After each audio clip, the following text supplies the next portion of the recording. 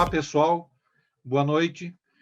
O Instituto de Engenharia, mais uma vez, sente-se honrado em estar organizando um IEP Talk, agora com a nossa Câmara de Eletrônica, Computação e Ciência de Dados, sob a coordenação do nosso engenheiro Cláudio Bétega de Pauli.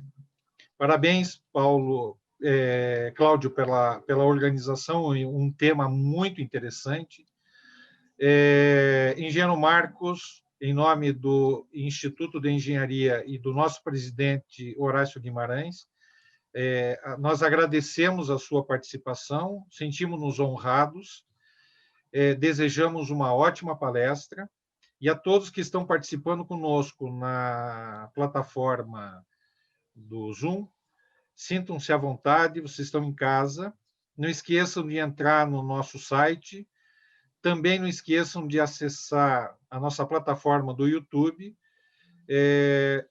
fazerem suas inscrições e acionarem o sininho para quando tivermos eventos, vocês serem notificados dos eventos que nós estamos fazendo. Parabéns pelo trabalho. Cláudio, é com você. Pois não. Bom, pessoal, hoje nós teremos uma palestra com um grande especialista em inovação que nós temos aqui no Paraná, com o engenheiro Marcos de Lacerda Pessoa, engenheiro civil formado aqui pela nossa Universidade Federal do Paraná e com mestrado e doutorado na Inglaterra e nos Estados Unidos, e ao longo da sua vida profissional sempre trabalhou nessa área de inovação. Marcos, a palavra está com você. Boa palestra. Muito obrigado, é uma alegria estar aqui junto ao Instituto de Engenharia. Eu estava falando para o Cláudio, antes de nós começarmos, que mesmo antes de formado, eu já fazia parte do Instituto de Engenharia no departamento universitário. E ali a gente criava eventos culturais, festas, fazia muita coisa. Eu trabalho com inovação há 40 anos. Em 1982, eu entrei na Copel e fiquei responsável pela operação do reservatório de Foz do Areia. Era o maior reservatório da Copel, é ainda. Tem uma área de drenagem de 29.800 km², e eu fazia a operação através da minha calculadora. Eu era recém-formado e operava a barragem da minha calculadora. Como é que isso funcionava? Às 8h30 da manhã, todos os dias, um técnico ligava para leituristas de pluviômetros. Pluviômetros são esses recipientes que está mostrando a figura, e eram 3 recipientes para toda a área de drenagem de quase 30.000 km².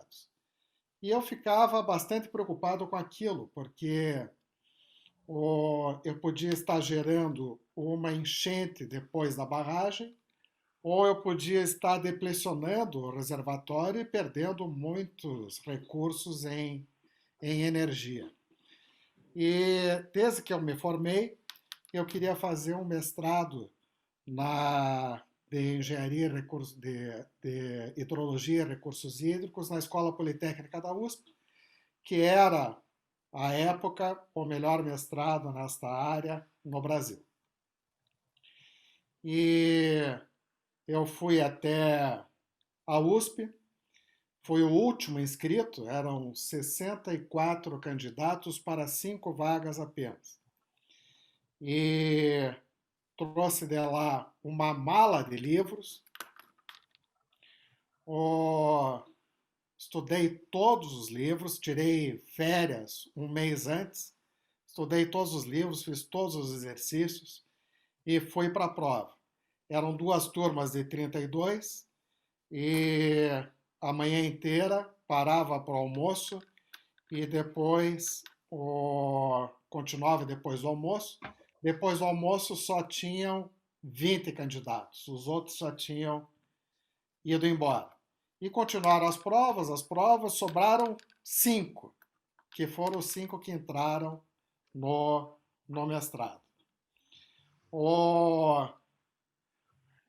Eu fui bem classificado ali no exame, e quando eu comecei o curso, o professor Oswaldo Massambani, que eu acho que é o melhor meteorologista do Brasil, ele quis me conhecer e eu contei para ele qual era a minha preocupação de eu estar operando um reservatório tão importante com apenas 3 postos pluviométricos. E ele me disse, não, você pode resolver isso fazendo uma tese usando os dados do radar de Bauru, que é esse radar que está aqui. E eu sugiro que você tenha como orientador o professor Benedito Braga Júnior, que foi presidente da Agência Nacional de Águas e hoje é o presidente da Sabesp, da Empresa de Saneamento de São Paulo. Eu fui falar com ele, contei o que eu queria fazer, eu quero fazer um modelo matemático para prever enchentes usando os dados de radar de Bauru.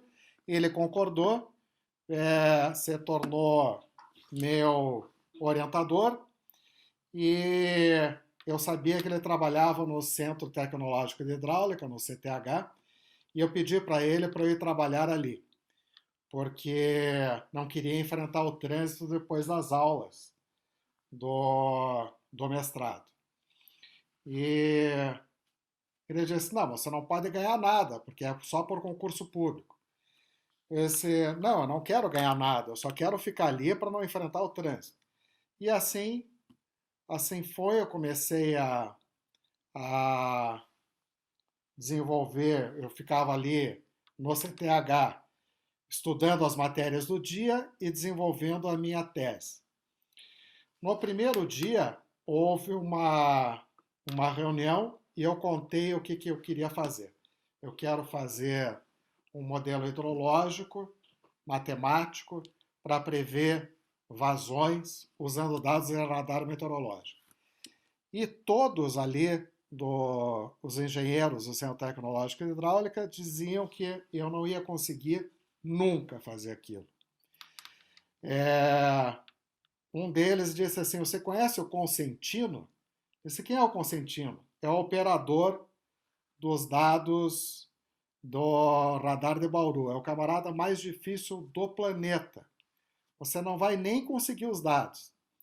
Eu era recém-casado e disse para minha mulher, nós temos que passar uma semana lá em Bauru, porque se eu não conseguir os dados de radar, eu tenho que mudar de tese. Fui para Bauru, fiquei uma semana lá em Bauru, conheci o Consentino e ele disse para mim, você é a primeira pessoa que está querendo dados digitais de radar. Então, quando você tiver o modelo pronto, você só me liga que eu te mando os dados. Então, fui para lá. Para minha surpresa, o Consentino levou os dados para mim, quando eu nunca deixei de estar em contato com ele. Ele levou os dados para mim. Eu fiquei durante 3 anos modelando todo o ciclo hidrológico. Quando ele levou os dados, eu coloquei os dados na frente dele e tive esse tipo de resultado aqui, né? Muito melhor do que com postos pluviométricos. E defendi a minha tese em 86. Mas antes de defender a tese, eu já tinha mandado uma carta para o maior especialista em modelagem matemática de dados de radar, que era o Ian Clark, que ficava na Universidade de Birmingham. E ele disse, se você conseguir bolsa, você está aceito, nós vamos desenvolver. E eu mandei um projeto para ele, que foi uma intuição que eu tive, de cálculo da vazão de projeto de barragens usando dados de radar. Então, primeira lição que eu tive, não acreditar nas pessoas negativas. Sempre que você quer inovar, sempre que você quer fazer alguma coisa diferente, ou vai aparecer gente para dizer que você não pode fazer aquilo. Uma semana depois de apresentar a tese, eu já estava na Universidade de Birmingham, trabalhando com o maior especialista em modelagem matemática de dados de radar. E ali na Universidade de Birmingham, então, eu fiz a minha tese de doutorado, mas melhor do que conseguir fazer a modelagem para determinar a vazão de projeto de barragens, foi um capítulo que eu fiz e eu mandei mais de 200 cartas para 200 países diferentes e verifiquei que eles tinham problemas enormes no cálculo da barragem. Eles usavam as condições atmosféricas dos Estados Unidos, e isso eles não podiam fazer. Cada país tem a sua condição atmosférica diferente. E por sugestão do examinador externo, eu mandei uma carta para a Comissão Internacional de Grandes Barragens e com aquele capítulo da minha tese, e 4 anos depois nós verificamos e 150 países alteraram a maneira como eles faziam o cálculo da vazão de projeto de barragens por conta daquilo que eu enviei. Eu terminei a minha tese como o melhor aluno das engenharias da Universidade de Birmingham e por conta disso o meu orientador me convidou para montar uma empresa com ele lá na Inglaterra. Era o governo da Margaret Thatcher, ela tinha cortado recursos para as universidades e nós fomos atrás de uma universidade que tinha ligação com a indústria. E encontramos aqui a lição é acreditar na própria intuição. Quando você tem uma área de conhecimento, você precisa acreditar no que você intuir. Não caia na lorota de que aquilo não vai ser possível.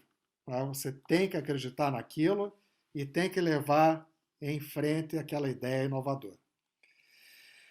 E aí nós descobrimos a Universidade de Salford, que tinha em Manchester, que tinha uma ligação enorme com a indústria. E montamos uma empresa dentro da universidade chamada SUBS, Salford University Business and Services. E prestamos serviços para muitos para a Inglaterra e para vários países do mundo, Canadá, França, Alemanha, Portugal.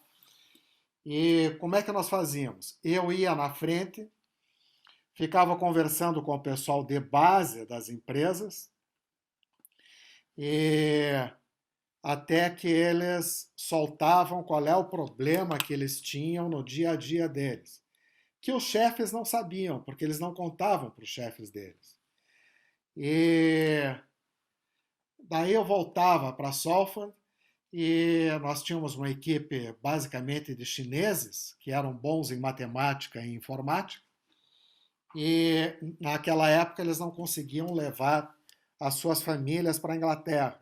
Então eles trabalhavam dia e noite.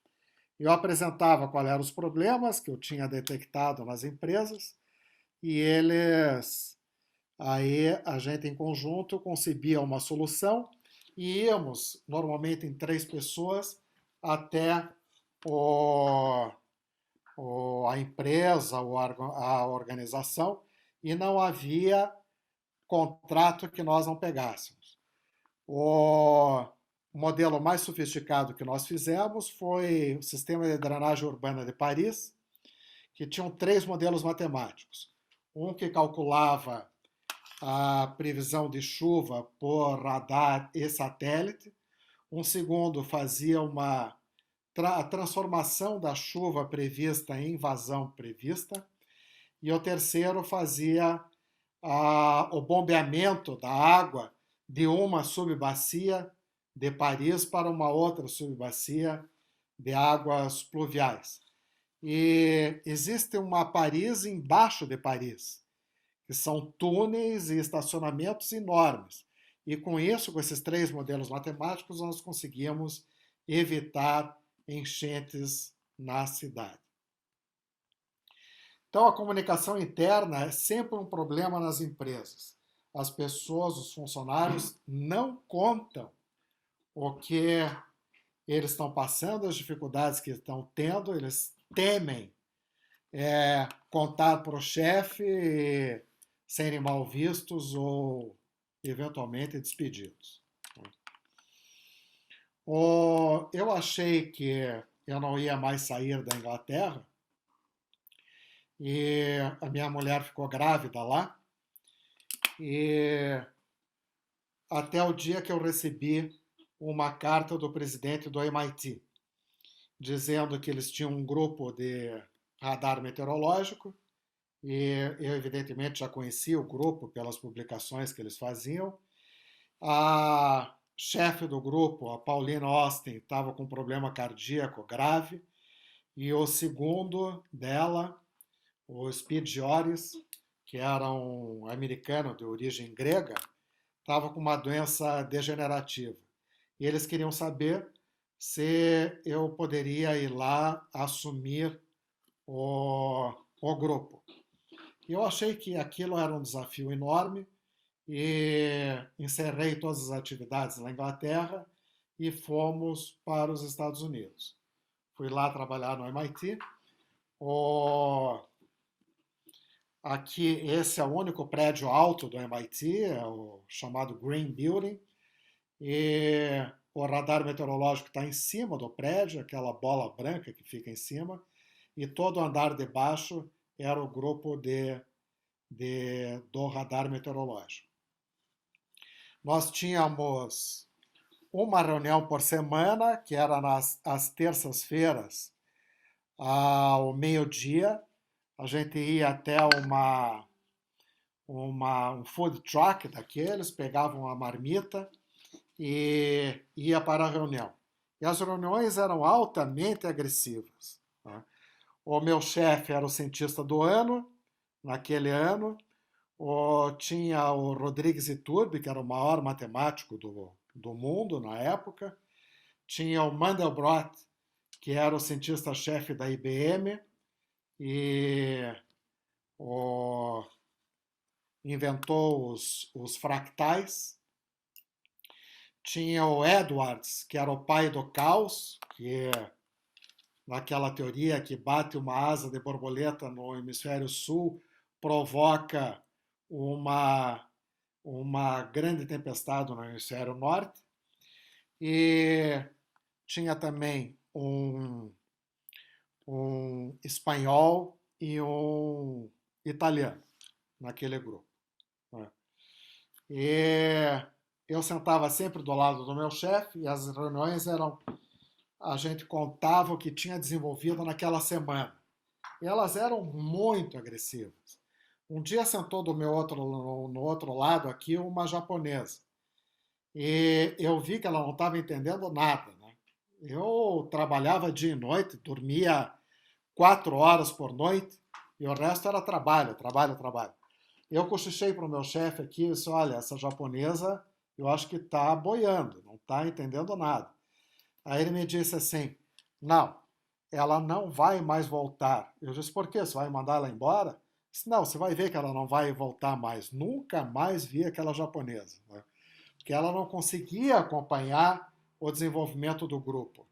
O grupo trabalhava muito, estudava muito, desenvolvia muitas coisas, muitos projetos. E para entrar num grupo assim, você tem que se dedicar enormemente. Isso é uma coisa que existia lá, que é separar o profissional do pessoal. Nós tínhamos embates bastante agressivos, mas daí nós saímos de lá e íamos tomar café juntos, dar risada juntos. Quem conseguir fazer isso aqui vai ter uma vantagem enorme. Só que aqui no Brasil é assim, se você discordar de alguém numa determinada reunião, se vira inimigo de morte daquela pessoa, né? As empresas que conseguirem isso, essa separação do profissional e o pessoal, eu acho que vão progredir muito.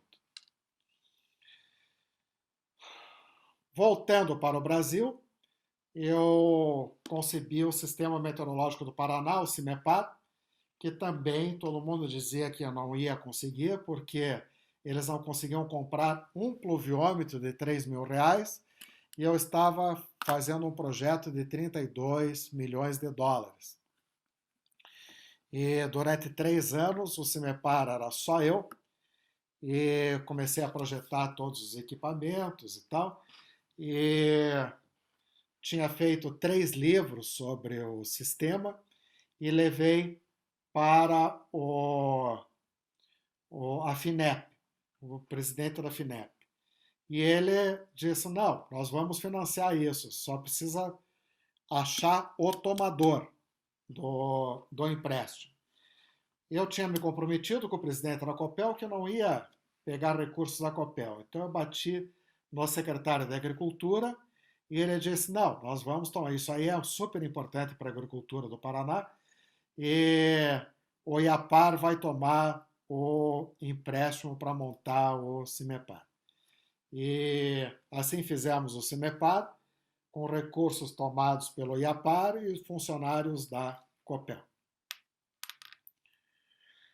Está aí o CIMEPAR, esse é o primeiro radar meteorológico do CIMEPAR, que fica ali perto de Irati, e está aí até hoje com quase 30 anos de funcionamento.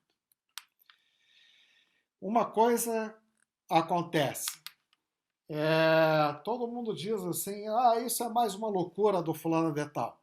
Depois que você viabiliza o projeto, você tem o projeto técnico pronto, conseguiu os recursos, ele vira o nosso projeto. Então o camarada cruza no corredor, aquilo que era uma loucura tua, fica, como é que está o nosso projeto? Tá? Ele já incorpora o projeto para si. E isso também se repete sempre. Um outro projeto que eu fiz é essa banda extra larga da Copel Telecomunicações. Eu concebi isso, fomos buscar uma nova tecnologia e fizemos uma capilaridade enorme aqui em Curitiba, em várias cidades do estado. Nós colocamos ponto de presença da fibra ótica nos 399 municípios do estado e agora está para ser privatizado, né? E muitos achavam à época que a banda extra larga nunca ia sair do papel, mas está aí e chamou tanto a atenção que está sendo agora privatizado. Essa é uma história que eu gosto de contar, que é do Paul McCartney. O Paul McCartney vivia nos anos 60 música. Ele estudava música, ele ouvia todas as músicas, todas as letras, e ele sonhou com a letra da música Yesterday. Ele sonhou, acordou, escreveu a letra e ele ficou preocupado que fosse um plágio. E ele mostrou então para 3 pessoas aquela letra. Elas disseram, não, isso não é um plágio, isso é uma letra nova, inovadora. E ele ficou então obcecado por aquilo e ficou 3 a 4 meses sem conversar com ninguém, só fazendo a música do Yesterday. E foi uma das músicas mais gravadas dos Beatles. Isso acontece em inovação. Você precisa estudar, você precisa dedicar-se totalmente a um determinado tópico, porque ler tudo que existe, o que você consegue ler sobre aquilo. Outro dia eu dei uma palestra numa faculdade aqui de Curitiba e eu disse isso, que você precisa estudar bastante, porque os ingleses estudam, os americanos estudam, os franceses estudam. E aí o outro apresentador me interrompeu e disse, não, você pode ter um insight numa balada. Você não precisa estudar tanto assim. Não concordo com isso. Eu acho que você tem que estudar tudo o que for possível sobre uma determinada área. Há 3 anos atrás, eu estive no Vale do Silício, representando o Paraná, e nós fomos visitar uma startup que ficava dentro do campus da California Davis, que é muito boa em tecnologia para agricultura. E eles criaram lá uma esteira, eles ficaram 10 anos criando essa esteira. E você olha no microscópio uma comida contaminada, passa ali por aquela esteira, tipo esteira de aeroporto, assim.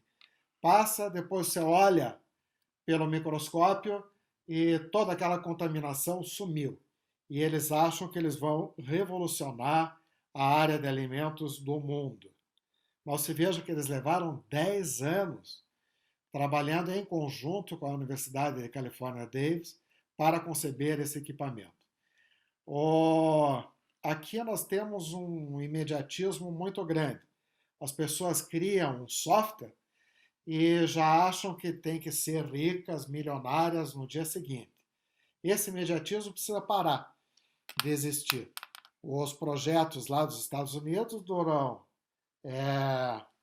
10, 20 anos, mas são realmente revolucionários. Eu estou publicando o meu 3º livro de inovação.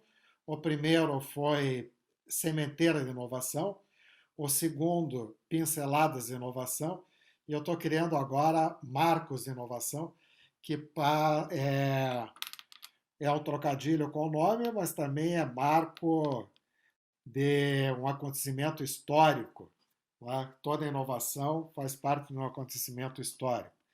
E eles já estão sendo vendidos no nosso portal futurinove.com. Tem uma loja lá que nós estamos abrindo agora e já estamos comercializando os livros nesse nosso portal.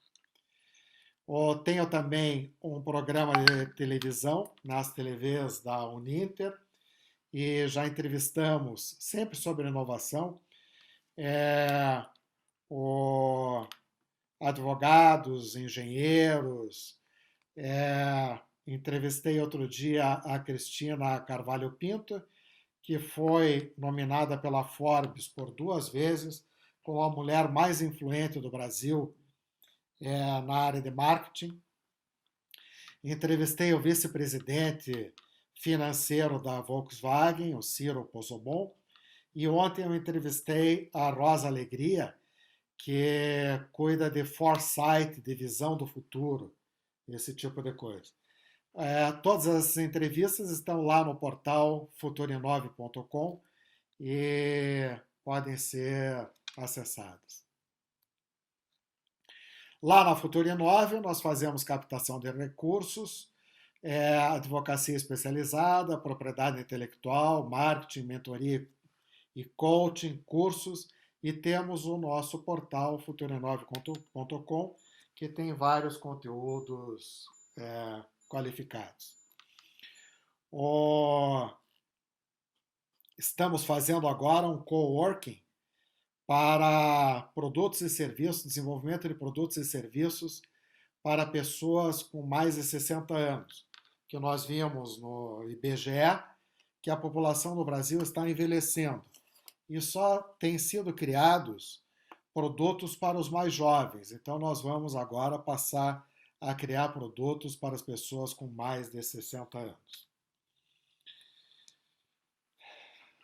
Isso aqui foi concebido por um professor de Harvard, e ele diz que se você tiver um pensamento positivo, você tem mais 31% de inteligência, criatividade, desempenho, foco, persistência e probabilidade de sucesso. E para que você tenha isso, ele indica lá que você tem que agradecer 3 vezes ao dia pelas coisas que você tem, seja é, a Deus ou ao universo, ou o que você quer que seja, e praticar exercícios físicos, praticar meditação, e eu não consigo enxergar mais aqui. Tinha mais uma linha ali. É isso que eu tinha a apresentar. Agradeço muito a oportunidade.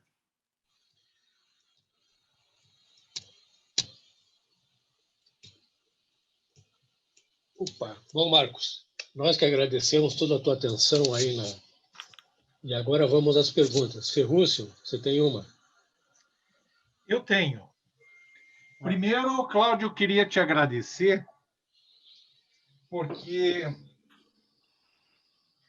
eu diria que 100%, Marcos, do que você comentou, eu já tive oportunidade e tenho a oportunidade de passar.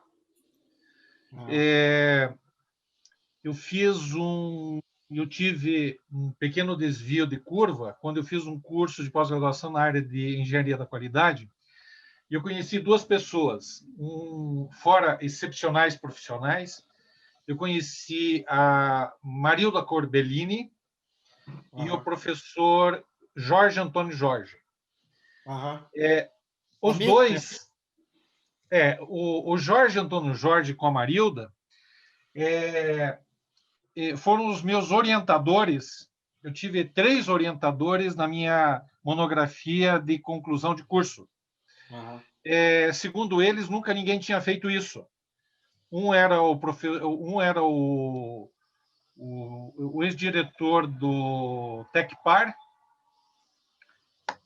Me perdoe, esqueci o nome, mestre. A Marilda e o Jorge. E o trabalho que eu desenvolvi... A Marilda era do Citipar? A Marilda, na época, ela era professora da... Ela tinha uma empresa de consultoria na área de pessoas, né? Comportamento e gestão de pessoas, e era professora da PUC. Sei. Ela era professora da PUC. Hoje parece que ela é professora da FAI também. E o Jorge era professor lá e foi nosso professor também lá no curso. O Jorge estudou comigo. E ele fazia uma pegadinha. Dizia assim, qual é o teu nome? Jorge. Qual é o teu sobrenome? Jorge. Eu tenho histórias interessantes com ele, mas e uma assim, um dia com mais vagar, a gente pode conversar sobre. Mas, Marcos, o que está me chamando a atenção é que dentro de tudo que você está falando, dessa questão de você acreditar no teu projeto, de você não dar muita trela para pessoas que não querem ou não gostariam de ver você atingir o objetivo, na questão dessa loucura que é você pôr uma coisa em prática que parece que só você acredita, e a inovação, quando você coloca a tua criatividade e esse teu desprendimento para você poder sublimar essas catálises negativas que vão se aproximando de você, e quando você começa a atingir os resultados, eles se tornam exatamente teus amigos, e de forma gratificante a gente consegue mostrar para eles que vale a pena às vezes ser louco, vale a pena você ser persistente, vale a pena estudar, vale a pena você fazer as coisas em benefício.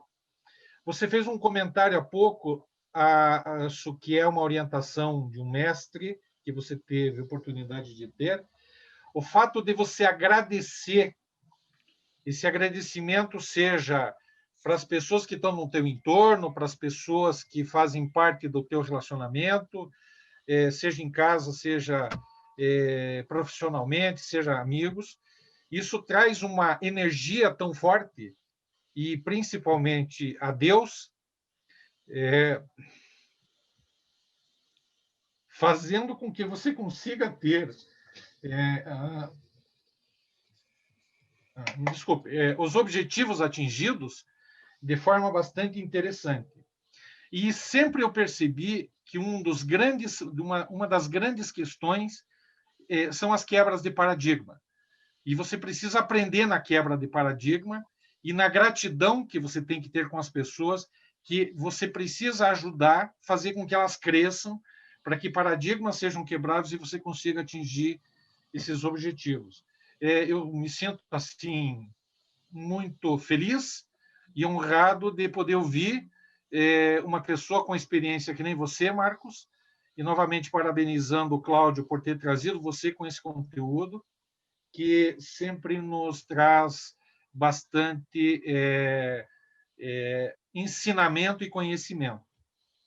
Agora, eu queria que você compartilhasse conosco essa questão da quebra de paradigma, que é o grande dificultador, principalmente num processo que nem a gente está passando agora, que situações estão sendo quebradas, cenários estão sendo quebrados, para você poder ter um continuar de caminhar muito forte. A história do ensino à distância, o trabalho home office, o fato de você trabalhar não visualmente com o outro próximo, mas você estar distante e você ter uma coisa chamada confiança de que o processo que está acontecendo, você está participando e que você está sendo valorizado. Eu queria que você comentasse um pouco conosco essa experiência bastante interessante que nós estamos passando agora. Me desculpe eu ser tão longo nos meus comentários, mas eu me sinto muito gratificado em poder ouvir você, mestre. Você veja, ninguém mais faz nada sozinho. Mas essa coisa do cientista que se fecha na garagem e ele faz, isso não existe mais. Né? Você tem que ter sempre uma equipe altamente qualificada que vai te ajudar a desenvolver aquele trabalho. Eu sempre tive isso.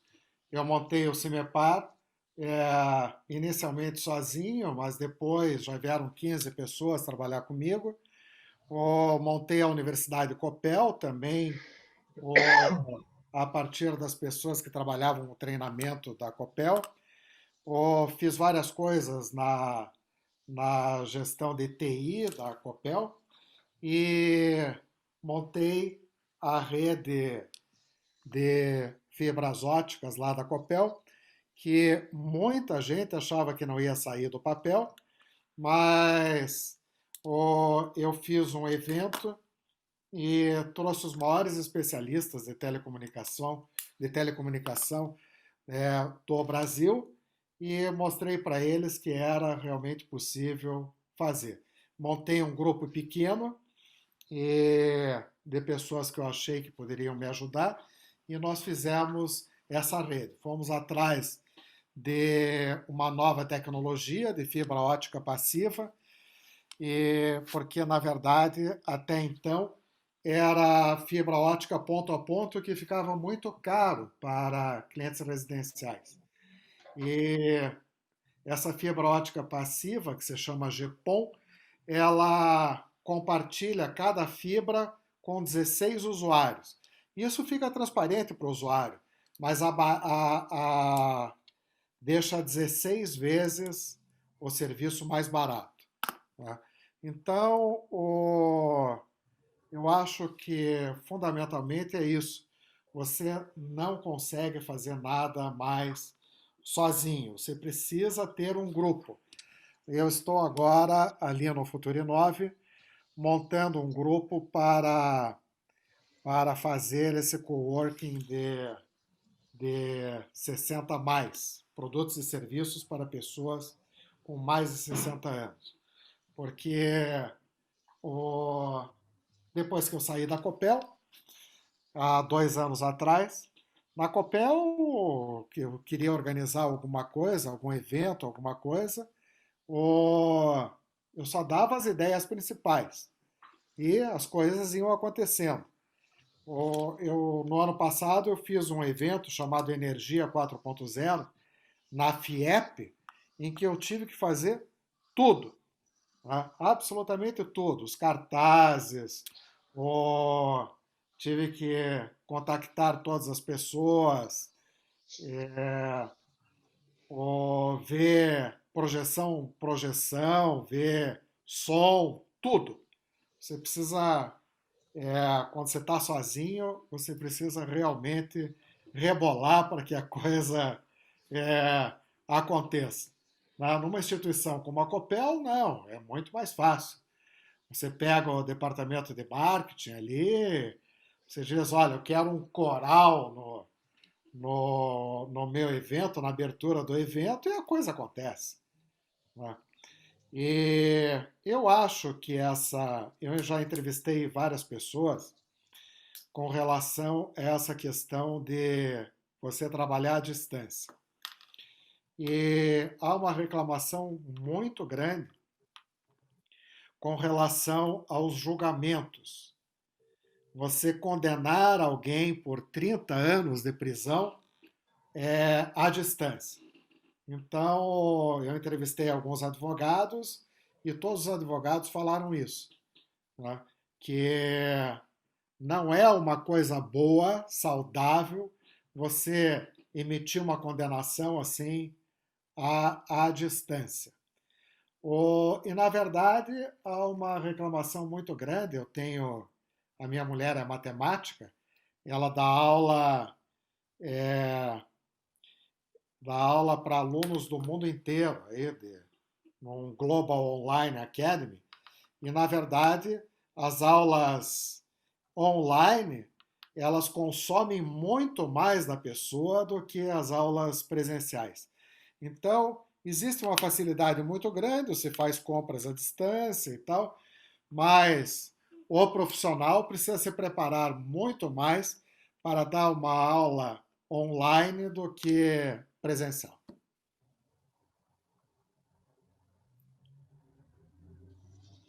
Não sei se eu respondi a tua pergunta. Cláudio, se você me permitir, eu preciso corrigir uma falha minha.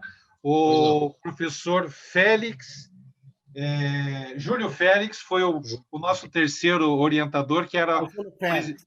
o Júlio Félix, que foi presidente do TecPar. Então, o professor Júlio Félix, o Jorge Antônio Jorge e a Marilda Corbellini. Desculpa. Ótimo. Perfeito. Queria saber se o tempo de perguntas ainda está aberto. Se alguém quiser fazer alguma pergunta específica, pode encaminhar um e-mail para o Instituto de Engenharia, que a gente encaminharia ao Marcos Pessoa. Tá? Marcos, a qualidade da inovação, claro que depende da boa definição do problema. Até que ponto isso é verdade total? Não, isso é uma verdade. Né?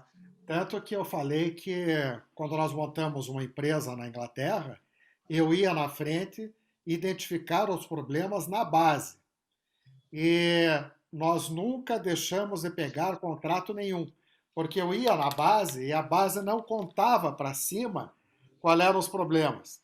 Mas eu, sendo de fora, eu conseguia detectar quais eram os problemas e eu voltava então para a Inglaterra e nós analisávamos o problema que eles estavam tendo, fazíamos uma casca assim do que a gente pretendia desenvolver e aí íamos em 3 ou 4 pessoas apresentar para a diretoria das empresas e a diretoria vai para baixo e eu já tinha estado lá embaixo e sabia que aquele era um problema sério que eles estavam enfrentando.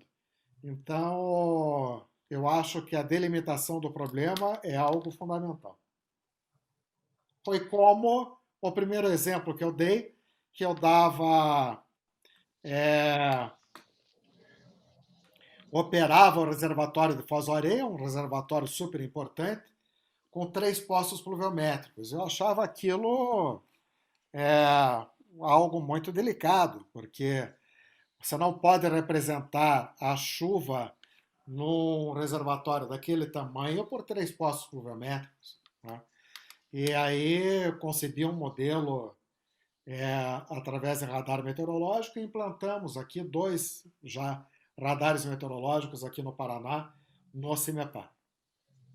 Perfeito. Só uma última pergunta que eu teria é o seguinte: algumas universidades brasileiras têm um grupo que faz digamos assim, um julgamento prévio das pesquisas que vão ser efetuadas. Qual é a tua opinião sobre isso? Eu que vivi na Inglaterra e nos Estados Unidos, as grandes empresas de tecnologia estão dentro das universidades. Google, Polaroid, Facebook, todas essas empresas, grandes empresas, estão trabalhando dentro das universidades. Você vai no MIT, o MIT é financiado pelas grandes empresas. Tá? E o pessoal, os pesquisadores desenvolvem coisas para as grandes empresas e as grandes empresas equipam o instituto. Então, isso aqui no Brasil ainda não aconteceu. Essa chamada hélice tríplice de governo, universidade e empresas é algo que ainda não acontece no Brasil por efeito de um ranço político. As pessoas acham que não deve a universidade se aproximar das empresas, por algum motivo. Perfeito. Terúcio? Eu queria que você nos ajudasse, Marcos. Como é que a inovação ela se comporta entre o empreendedor e esse sujeito maluco que tem um projeto que só ele acredita? A inovação, ela precisa ter, primeiro, a luz. E a luz, ela vem de muito estudo. Quando eu estava nessa coisa de radar, eu estudava tudo de radar. Não tinha nenhum livro, nenhum artigo que escapasse. Eu sabia tudo de radar e aí você começa a ter os teus insights, né? Em segundo lugar, você precisa ter um público. Isso que eu acho que é o principal. Você precisa ter um público comprador daquele produto ou daquele serviço. Se você não tiver isso, não é uma inovação, tá? É uma elucubração mental. E você precisa ter um cliente para aquele produto ou serviço que você vai desenvolver. Tá? Então, o empreendedorismo é fundamental. Você precisa, antes de começar a fazer um trabalho, você precisa verificar o público-alvo, para quem que você vai vender aquilo. E você vai ter realmente aceitação. Obrigado.